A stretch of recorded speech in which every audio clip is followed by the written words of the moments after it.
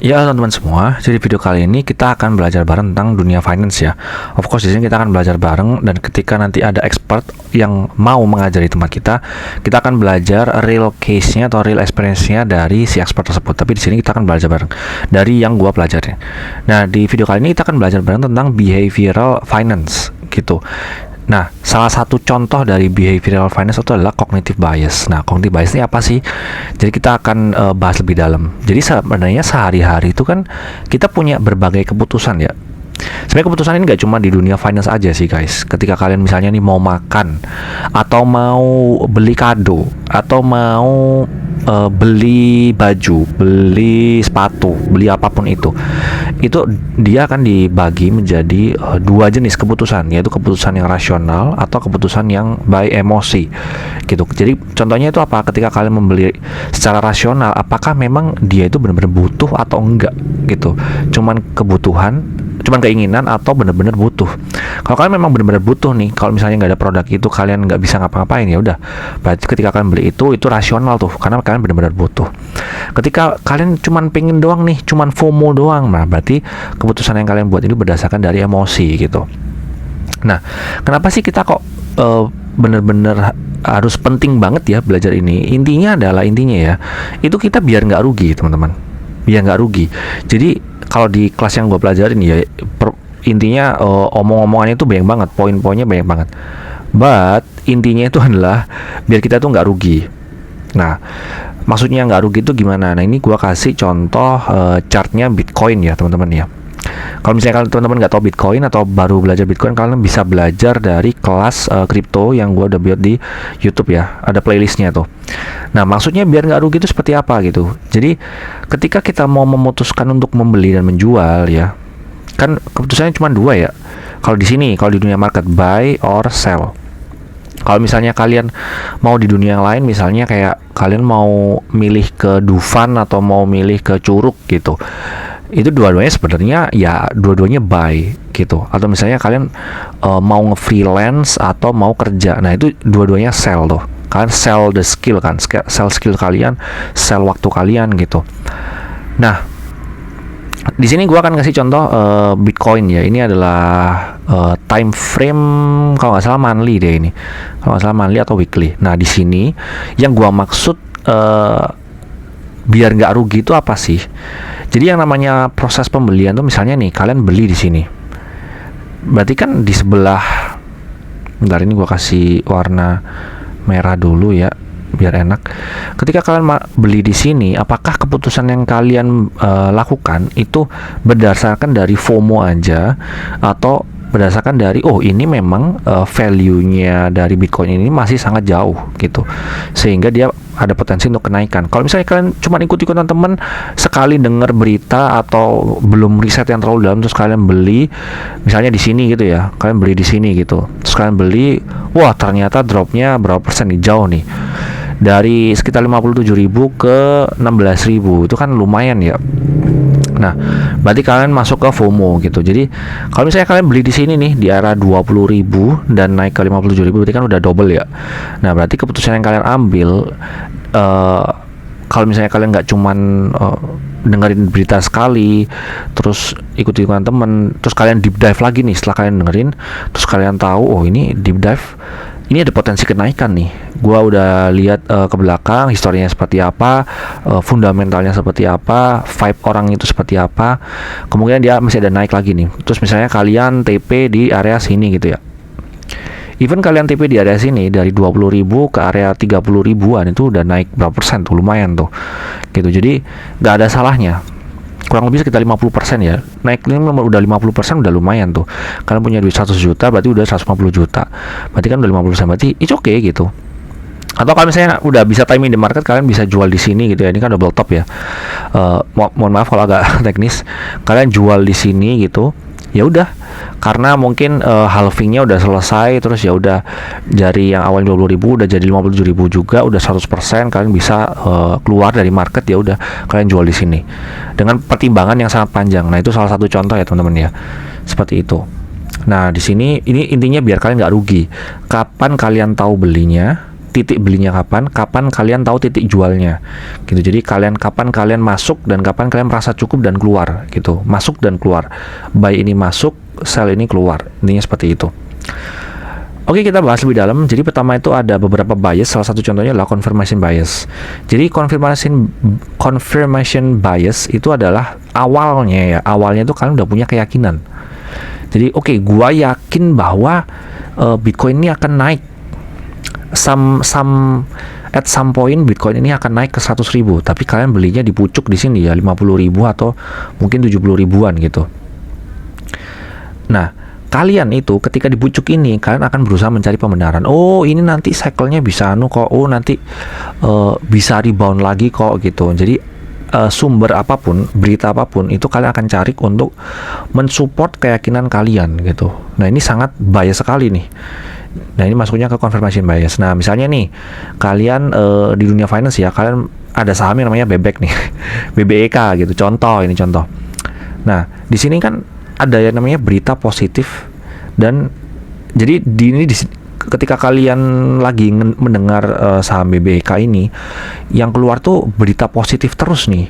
Jadi kalian terlalu fokus ke berita positif, tapi ketika kalian lupa ngecek laporan keuangannya, apakah dia itu sedang rugi sekarang, apakah dia itu debt to equity-nya itu sangat tinggi atau hutangnya itu lebih besar gitu, bahkan mungkin lebih dari 1 dan lain-lain gitu ya, debt to equity.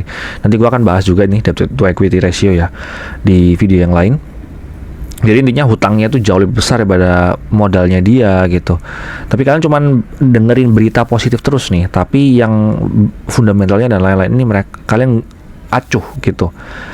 Nah, ini kemungkinan besar ya saham BBK ini akan rug pull atau turun gitu. Ini contoh aja permisalannya. Gua nggak tahu nih ini ada atau enggak gitu. Nah, solusinya seperti apa sih teman-teman? Jadi kita harus tetap skeptis. Skeptis tuh ya intinya jangan langsung percaya at that point gitu. Misalnya kalian mendengar berita Bitcoin ini ya di sini gitu. Kalian dengar beritanya di sini di momen dimana harganya itu sekitar 34.000 di tahun 2003-an lah, dari 2021 ya. Nah, kalian tanya nih, ketika ada berita positif, kalian harus skeptis. Emang bener ini beritanya seperti itu gitu.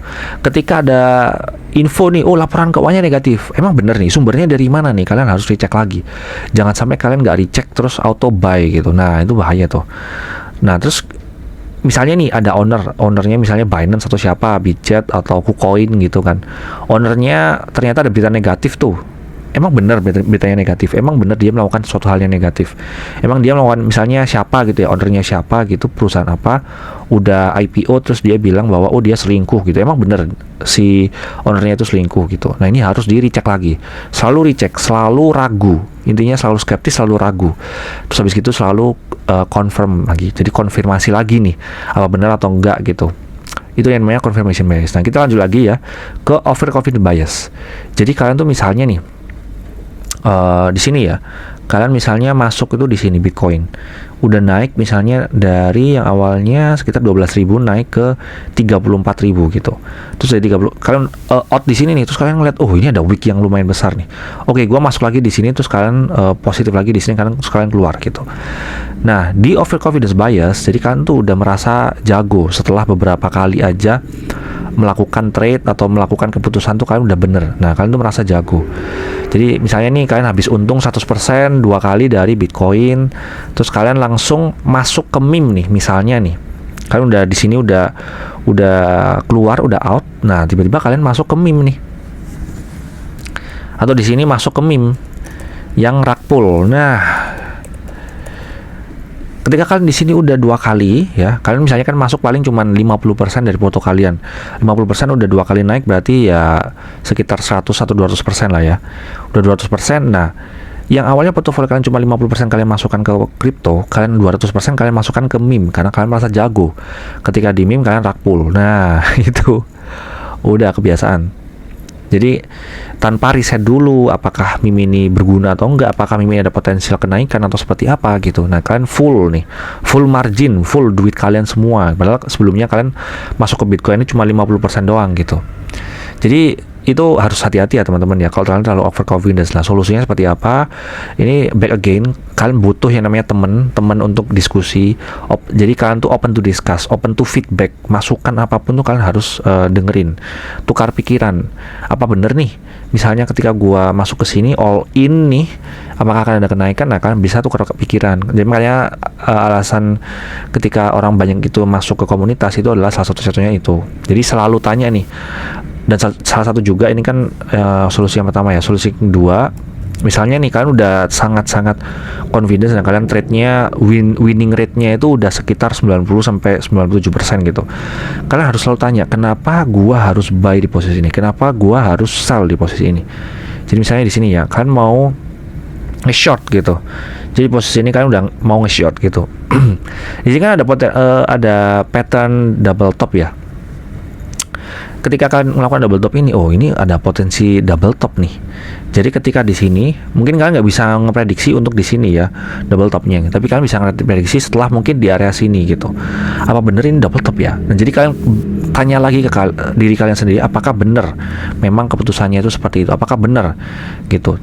Bahkan ketika kalian udah entry pun, kalian harus selalu, karena ini short ya, short itu potensi minusnya sangat besar sekali karena naiknya itu bisa sangat besar sekali kan, tapi turunnya paling cuma ke 0 gitu. Ketika kalian short, apakah itu keputusan yang benar gitu? Selalu pasang stop loss, itu salah satu contohnya ya, mitigasi resiko. Ketika misalnya dia turun dan naik lagi, itu bisa kena stop loss aja, bukan minus gitu. Itu salah satu contohnya teman-teman. Mohon maaf kalau agak teknis, kalian bisa belajar di kelas kripto yang udah gua sediain di playlist kripto ya. Jadi selalu tanya why sebelum eksekusi. Terus juga ada yang namanya loss aversion. Jadi ini kebiasaan manusia bahwa orang itu lebih takut rugi daripada seneng dapat untung. Jadi contohnya misalnya duit kalian 10 juta, kalian tuh ketika untung 10% itu kan 1 juta ya, itu biasa aja. Ini biasa aja. Tapi ketika kalian rugi 10%, which is itu rugi 10 juta ya, dari 10%, dari 10 juta rugi 1 juta, itu kan udah geter tuh. Tangan tuh udah geter tuh gitu. Padahal sebenarnya ini sama-sama 10%, untungnya 10%, ruginya 10%. Makanya orang tuh lebih takut rugi daripada untung 10%. Jadi kalian merasa biasa aja nih, gua udah untung 1 juta udah biasa aja. Padahal kalau kalian rugi 1 juta itu geter, mulai geter nih, hati mulai geter, tangan mulai geter gitu. Makanya ini harus hati-hati ya teman-teman ya, loss aversion ini. Solusinya sih ya kalian bisa pasang stop loss ya. Jadi misalnya kayak kemarin ada, misalnya ini misalnya ada salah satu koin gitu ya. Koin itu udah turun 20% nih. Kalau udah turun 20% ya udah stop loss aja atau cut loss aja gitu, CL atau SL gitu. Karena ada kemungkinan kalau di hold ini dalam waktu yang long term itu nggak akan kemana-mana gitu. Jadi ini bisa apa ya? Bisa diantisipasi. Misalnya kalian rugi nih, udah terpaksa rugi gitu. Ya udah di cut loss aja karena nggak ada potensi dia kenaikan juga gitu. Misalnya apalagi owner koinnya ya. Misalnya owner koinnya itu tiba-tiba nih, owner koin tiba-tiba beli Lambo. Tiba-tiba beli Lambo tapi koinnya turun drastis. Nah, itu hati-hati tuh. Ya udah mending cut loss aja atau stop aja di 20%, minus 20% tuh langsung cut loss aja. Daripada kalian cut loss atau rugi 90% tuh. Seperti itu. Itu salah version. Terus yang ke ini berapa nih mati? Keempat ya. Keempat itu adalah herd mentality. Jadi ini sebenarnya lebih ke FOMO sih. Herd mentality itu kalian ikut-ikutan FOMO. Jadi ketika kalian beli itu bukan karena keputusan yang sangat matang, tapi karena ikut-ikutan. Nah, itu sangat berbahaya teman-teman. Karena ya nggak ada yang, jadi orang tuh nanti takutnya menyalah-nyalahkan. Misalnya nih ada orang FOMO misalnya ada orang FOMO di sini atau di sini. Terus kalian buy terus minus berapa persen nih. Itu kalian mau nyalahin siapa? Kan kalian ikut-ikutan gitu. Itu bahaya sekali. Yang salah ya pasti kalian, karena kalian nggak melakukan yang namanya riset, nggak belajar dulu gitu. Jadi itu harus hati-hati sekali ya teman-teman ya untuk herd mentality ini. Ini apapun, misalnya kalian mau memilih jurusan aja, karena ini akun yang berhubungan dengan karir ya. Ketika kalian memilih jurusan, jangan sampai kalian tuh memilih jurusan, mau itu bootcamp, mau itu sekolah. Nah, mau itu ini jurusan kampus ya, jurusan kampus atau ini jurusan SMA, kan itu ada penjurusan ya SMA. Jangan sampai ketika kalian memilih ini itu ikut-ikutan. gitu. Kalian harus riset. Gua aja ya, ketika memilih kampus itu, ketika SMA itu gua riset dulu, gua ini ke depan itu potensinya yang bagus apa, gua riset dulu. Terus setelah itu di kampus di Malang nih, gua dulu kan di Malang, itu yang kira-kira bisa mensupport masa depan ini apa gitu. Nah, gua riset tuh beberapa kampus, oh ini bisa, ini nggak bisa. Terus akhirnya gua memilih UB. Gua cek tuh kurikulumnya, oh di UB belajar ini bagus nih gitu. Ya udah, gua memilih UB dan alhamdulillah keterima, puji Tuhan. Seperti itu teman-teman. Jadi riset dulu apapun. Mau kalian mau beli Bitcoin itu juga riset dulu gitu. Jadi ini ya, selalu cari data dan fakta sebelum buy, bukan ikut-ikutan atau FOMO. Ini sangat penting untuk dipahami supaya kalian ketika memilih sesuatu, memilih apapun ya keputusan itu, bukan berdasarkan ikut-ikutan atau FOMO, tapi berdasarkan fakta. Selanjutnya adalah ini ya, anchoring bias. Jadi kalian tuh selalu terpaku sama satu informasi. Jadi misalnya informasinya udah setahun yang lalu, tapi kalian masih terpaku sama informasi itu. Padahal ini ya, yang namanya market tuh selalu berubah ya teman-teman ya. Market tuh berubah, terus semua outlook tuh juga berubah, dunia ini juga berubah gitu. Contoh misalnya ini gue dulu pas belajar provinsi itu masih 33 teman-teman.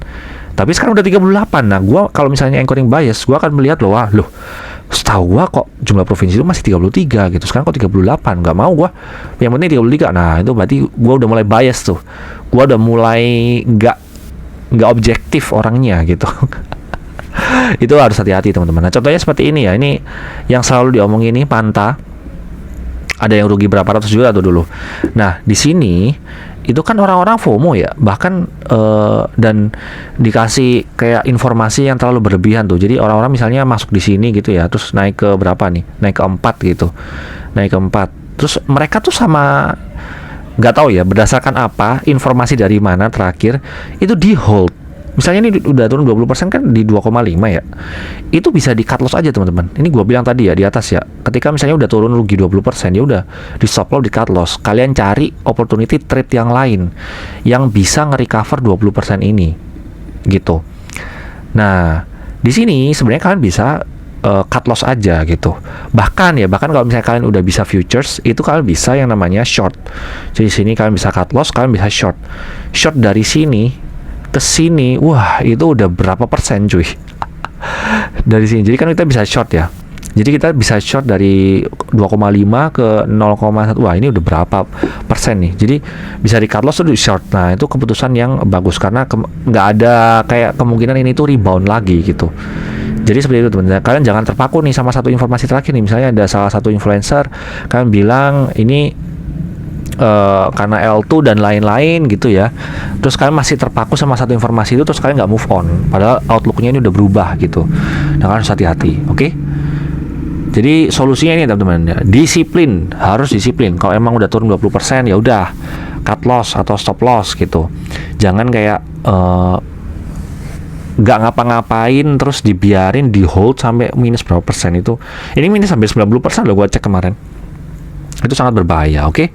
Teman-teman, nah itu salah satu yang kita pelajari ya dari beberapa bias ini. Semoga teman-teman bisa bermanfaat dan see you next video. Bye-bye.